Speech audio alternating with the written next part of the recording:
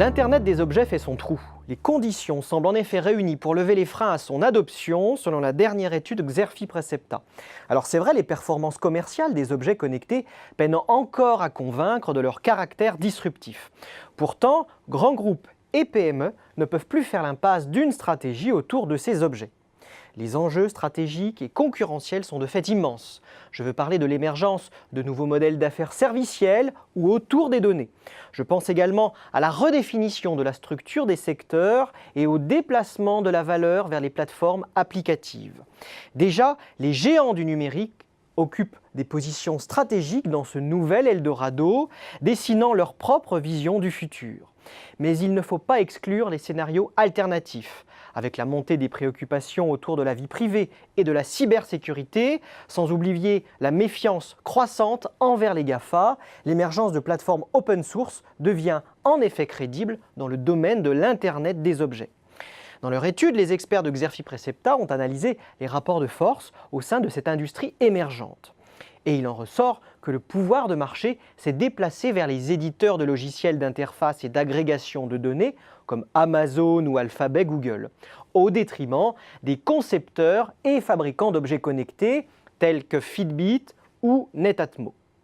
Les premiers prennent en effet peu à peu la main sur les données issues de leurs services connectés. Comment ? Eh bien tout simplement en faisant de leur technologie le standard de marché pour les objets connectés. Je parle ici du système d'information, du logiciel ou encore de l'assistant vocal.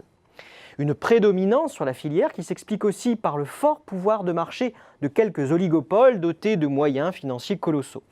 On aura alors compris que les concepteurs et fabricants d'objets connectés ont des marges de manœuvre de plus en plus réduites. De quoi s'interroger sur la pertinence d'un positionnement de pure player. Reste que la chaîne de valeur de l'Internet des objets est complexe, avec un écosystème d'acteurs riches et diversifiés. Au-delà de l'analyse complète des business models et des questions stratégiques qui se posent aux opérateurs, cette nouvelle étude Xerfi Precepta a élaboré 3 scénarios prospectifs pour envisager les futurs possibles pour la filière de l'Internet des objets, mais aussi pour stimuler la réflexion stratégique.